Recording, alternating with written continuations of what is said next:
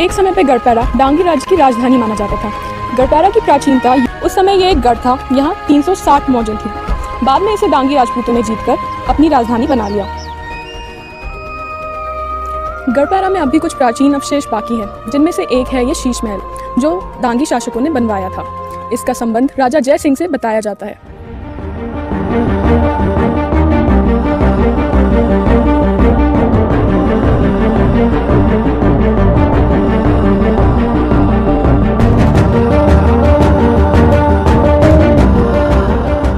यह है शीश महल। इसे राजा ने अपने आमोद प्रमोद के लिए बनवाया था।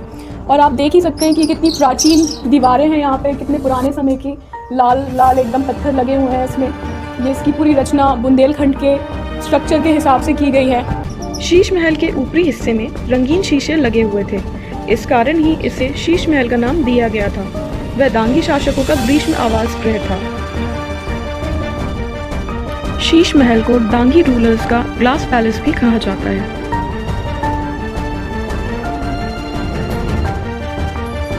अब हम जहाँ खड़े हैं वो है गढ़पैरा की ऐसी जगह जहाँ से हमारी तीनों चीज़ें दिखती हैं। इस तरफ जहाँ से हम आए हैं ये है हनुमान मंदिर का रास्ता, पीछे आप देख रहे हैं शीश महल, और ये रास्ता जाता है अनगढ़ देवी की तरफ। सागर से सटे झांसी मार्ग पर स्थित गढ़पहरा के किले का इतिहास करीब 400 साल पुराना है।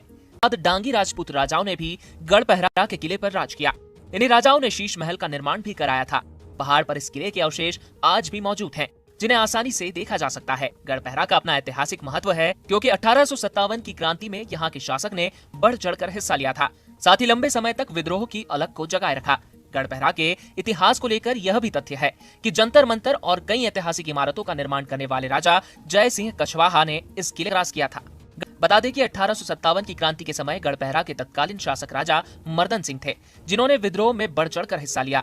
लगभग 1 साल तक उन्होंने अंग्रेजों की फौज को कड़ी टक्कर दी थी। सागर का इतिहास सन 1660 से आरंभ होता है, जब उदन शाह ने तालाब के किनारे स्थित वर्तमान किले के स्थान पर एक छोटे किले का निर्माण करवाकर उसके पास एक परकोटा नामक गांव बसाया था।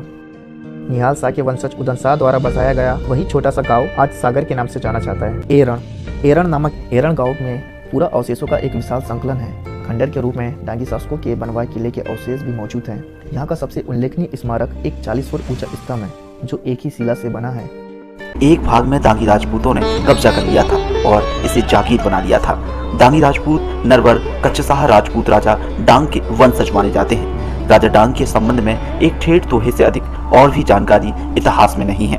एक दोहे में अश्व व्यापारी अपनी कठिनाई में फंसे होने का उल्लेख करता है कि जिनकी घोड़ी तित गई, डांग हाथ कर हारी रही। यानी घोड़ी बेचने वाले के पास फिर से भाग गई और डांग के हाथ बागडोर छोड़ गई। डांगी शासकों के शीश महल के नाम से ज्ञात ग्रीष्मकालीन गृह के अवशेष भी हैं। यहाँ एक चकोर भवन है, इसमें 2 तल्ले हैं। प्रत्येक कक्ष के चारों तरफ एक बरामदा है। विभिन्न रंगों के चमकदार खपरे और दांतेदार प्राचीन पट्टियां, तो गुम्बद की तीलियां एक के बाद एक लगी हैं। इसका संबंध राजा जय सिंह से जोड़ा जाता है। ऐसा माना जाता है कि 200 साल पहले राजा जय सिंह यहाँ रहते थे। कैसा लगा फिर यहाँ पे? बहुत अच्छा लगा यहाँ पे।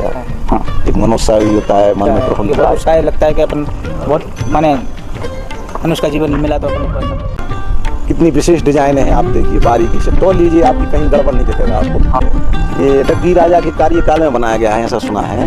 हाँ, और पृथ्वीराज चौहान के उस इतिहास से जुड़ा हुआ है इनका तो इतिहास है ना। उन्हीं के उसमें से इनको परिवर्तित किया गया और उन्हीं की सेना के कोई मुखी सेनापति थे राजा पृथ्वीराज चौहान के, दिल्ली वालों। उसी में से इन्हें अलग या कोई भी ऐसा कारण हो कि इन्हें अपना अलग से आके गढ़पैरा में इसको सम्मिलित किया। ऐसा इतिहास थोड़ा सुना है अपने तो। गढ़पैरा के शासकों में केवल 3 के नाम सामने आते हैं, पृथ्वीपत, महाराज कुमार और मानसिंह।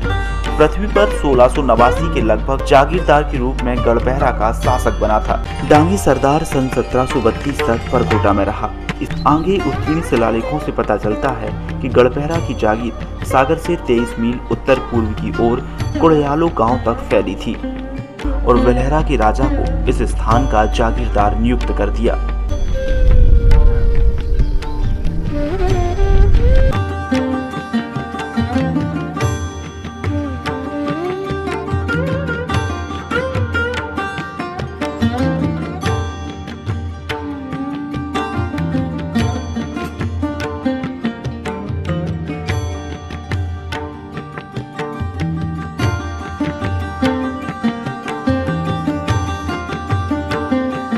जाए तो इसे पुराना सागर भी लोग कह देते हैं। गढ़पहरा एक ऐसा दिव्य क्षेत्र है जो प्राचीन भारत को गौरवान्वित करता है और लोगों की आस्था का केंद्र आज भी है।